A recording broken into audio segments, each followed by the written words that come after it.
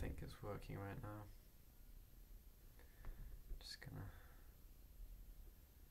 screen project. Yeah, wrong side, I'm afraid.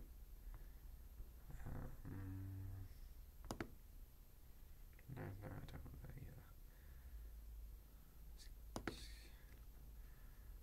11.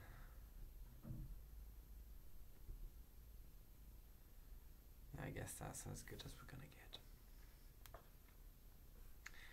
So, what am I thinking of? Psychologically speaking, my thoughts are a bit of a mess. Even when I'm making those gestures, I know about how it's not real or authentic. It's just that I do not know how to describe it precisely.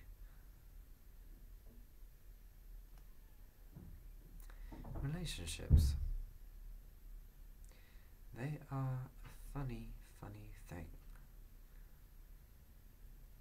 aren't they? What does one expect from a relationship? To have perhaps a certain comfort, perhaps someone to talk to, someone close, someone to physically and psychologically, and hence emotionally, be together with. And yet, there's always going to be a certain amount of emptiness to that. There's always going to be the bridge that cannot be crossed due to the limits of communication, the limits of empathy, the limits of sympathy, the limits of history. We have our limits.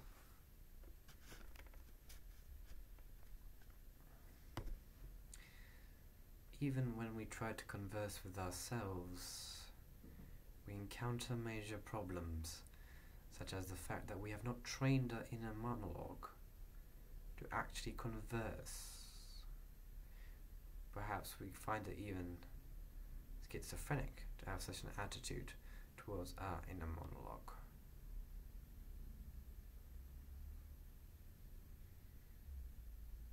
Then, what do we do? Organising our thoughts. We have many methods to organise our thoughts. The first one that pops anyone's minds is basically to write them down. The problem with that is that, well, it's not that efficient, is it, writing things down? It's much more effective to record try to record your thoughts, perhaps. But then when you have recordings, the next problem becomes is that they don't have certain. You jump from time to time. In conversations, that is a natural thing. People don't think twice about it. But when you try to return to the, recording, you kind of encounter the problem where it just jumps too much. It's not organized, it's not coherent enough. Which writing, basically forces you to make your thoughts coherent. And if you cannot make your thoughts coherent, that actually kind of means that you don't know what you're talking about. So you have to organize them to the best ability as possible, of course. So in my case, what do I want? What do I desire? I do not know. Especially in a relationship, because I have a certain ideal, but that ideal could be said to easily be too far-fetched. Again, the differences in history and whatnot.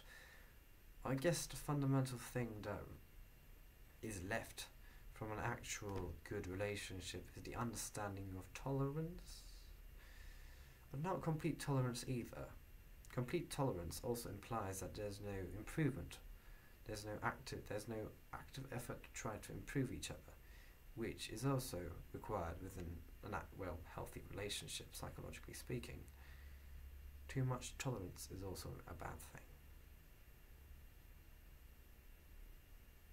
There's a certain fine line. But since we're psychological creatures, close contact is also important. Close contact, not in just the sense where you caress the other person or any action similar to that. It could be sexual or it could be more simple, comforting.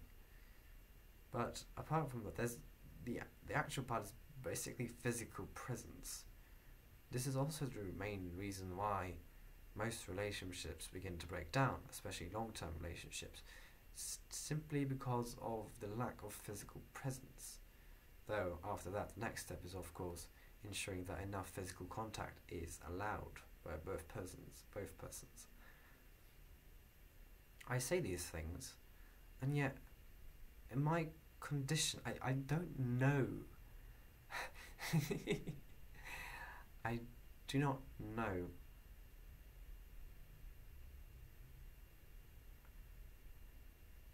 I don't know whether such relationships have up to this point satisfied me, and I'm not sure if this comes off too elitist, because I'm genuinely not sure.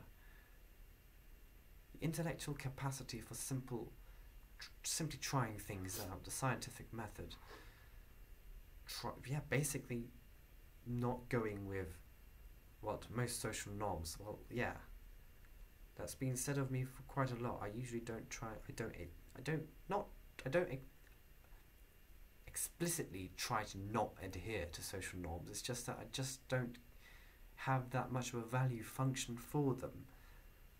I mean, tradition kind of is there for a reason, in that up until now it's observed to work, even if it doesn't work. At least it's not a negative part, but it still doesn't mean it can't be experimented on. And the person the person should actually try and actively do that, right? I mean, there's a difference between saying, oh, I don't care about it that much, but if you implicitly in your daily life still adhere to similar norms without questioning them, apart from when you are directly questioned by someone who has similar thoughts perhaps, are you really doing what you believe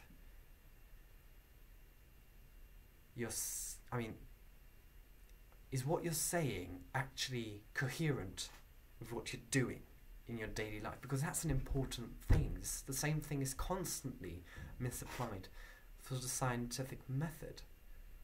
Most people use the scientific method in a very, very special, very clean domain. For example, when doing experiments within physics or biology, or perhaps even psychology, pretty ironically. But when it comes to their daily lives, for example, in aspects such as religion, philosophy, or whatever, what the goal is, what they are striving for, why are they striving for that? People seem to just not use the same method they've been using within that niche sector, which is just mind-blowing. I don't know.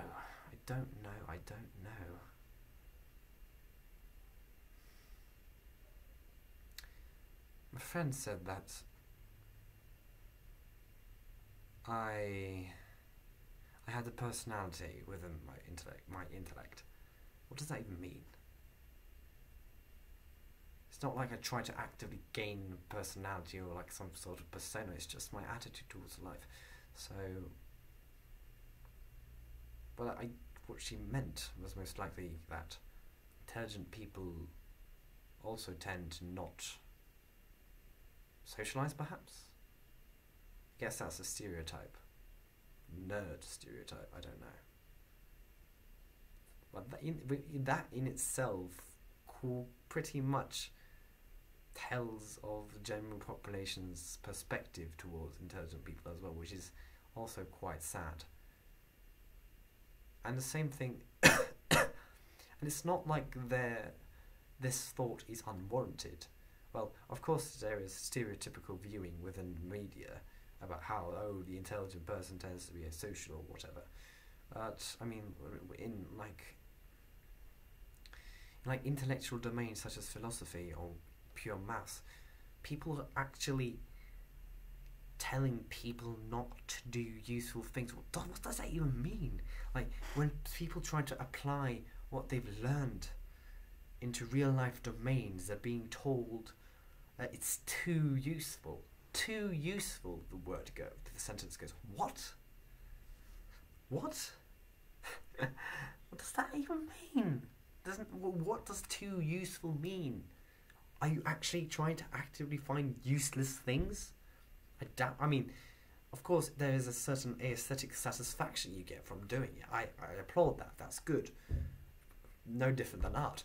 But that doesn't mean it shouldn't have a fucking use. It shouldn't have a use. No swearing. Where did I get to this? Like, basically, as I said, jumping from topic to topic. But I guess it helps because you kind of are conversing when you're doing this. Even if it's to yourself.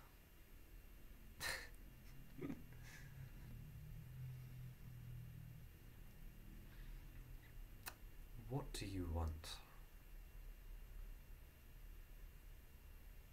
Today, I did machine learning quite a lot as well.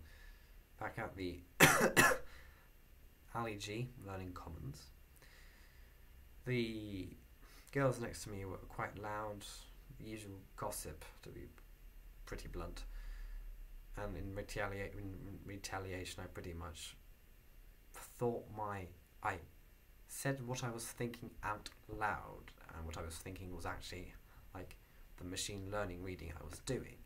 Like how basically the Jacobian function is used to keep the probability distribution, the probability density distribution within the same area as the function's variable, the random variable, is modified. For example, y equals x squared. And explicitly saying that really helped out. I grant you that. In fact, we could perhaps say, this is basically the Feynman technique, just applying it. Yeah, that is basically the Feynman technique that I used. Then what? You were saying, okay, yeah, machine learning. And then, I went to my friend's room. We hanged around. We literally hanged around, like, didn't do much, but it was... when I get that emotional affection, especially if it's two-sided, like, get kind of calmer, but also a bit more melancholic. I couldn't really pronounce that. I get a melancholy. Yeah, I'll check how that's said. Why? Is it like a remembrance back to my, child ages? Having that affection and no longer having it, and just perhaps by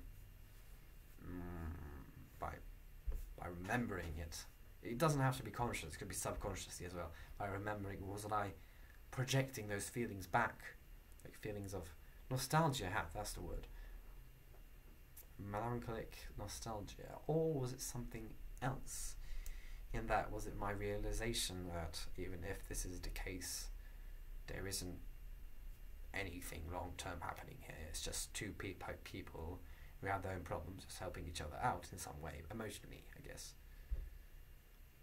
I think it was also I think the latter explains more, in that I felt the kind of emptiness after after we disengaged and, quote, reality kicked in.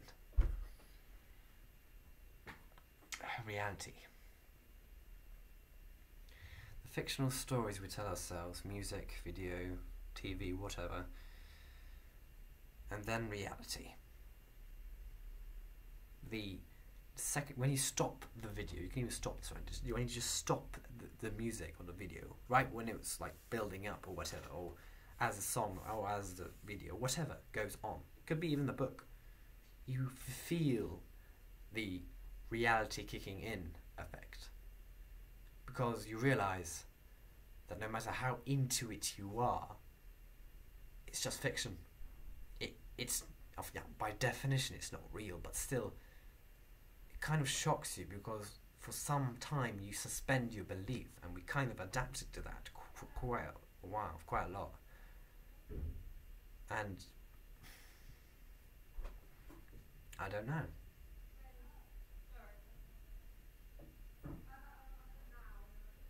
I don't know.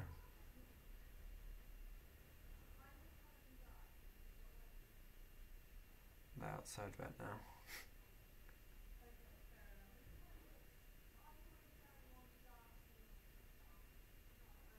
I wonder how I can pause this without actually stopping it. I don't know, I don't care. What? You were talking about reality kicking in. Reality is amazing. Reality is awesome. The fact that I'm currently living, I have these hands, I have this laptop, I have this light, I have this whole fucking room, continues to boggle my fucking mind, But at the same time, the ambiguity you feel, I guess having so many variables, so complicated perhaps. Like no matter what you do, you're never going to be able to know or learn every single story that's happening right now in the world, right now with every single person, and the things you're probably missing out on naturally.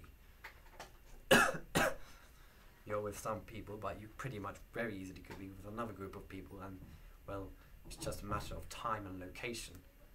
And there were better alternatives and there were worse alternatives, and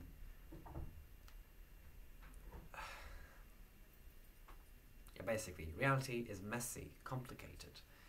And what I'm trying to do is trying to simplify that by putting it into organised thoughts, perspectives. But I don't I'm not sure which way is most optimal. Writing, video. At least video I can kind of like perhaps replay it and use that to organise my thoughts. But even if I were to do that, it's most likely that it would be like my Evernote notes, where you have like only about 2 or 3 paragraphs per topic. Kind of still indicates how superficial my thoughts are, which is pretty sad. Well, yeah, you could argue perhaps that compared to other people, it's pretty deep, but no, it's not deep enough. At least for my liking, it's not deep enough. I want to get deeper. I want to understand better. I want to be able to express them in a better way as well. Having a better vocabulary is a natural way of perhaps alleviating this problem, but you're just going to go about randomly learning about new vocabulary, new words. I tried that. I just downloaded the Oxford Dictionary, and what it basically does is just shows you random words. It isn't relevant. It most likely is not that relevant. Psychology, philosophy textbooks, of course, help in that regard, but so you always know that it's not going to fully represent it, and that's okay. I mean, you kind of approximate it. That's kind of the consequence of using a language. It kind of limits your thinking, but at the same time, it organizes your thinking at the cost of limiting your thinking. I think that's the better way to put it. And I think that's still a better deal, because it kind of allows your thoughts to become more permanent compared to the vague feeling you could get from something. But of course, then you have to actively seek to get new words, and perhaps even invent one if one hasn't been invented yet. Certain terminology, perhaps. What next now? I've been recording for about 20 minutes. My hands are a bit cold. I'm slightly sick. Hopefully it's going to go away as quickly as possible. But yeah, my hands are a bit cold. Am I excited? Why is it cold? I think it's a mixed number of things. But I really liked this small session of mine. Hopefully the stream actually did record most of this. There doesn't seem to be any problems.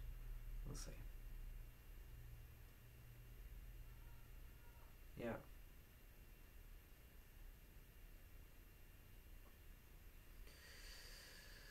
Take good care of yourself, and I'm going to take good care of myself. Alright. Bye.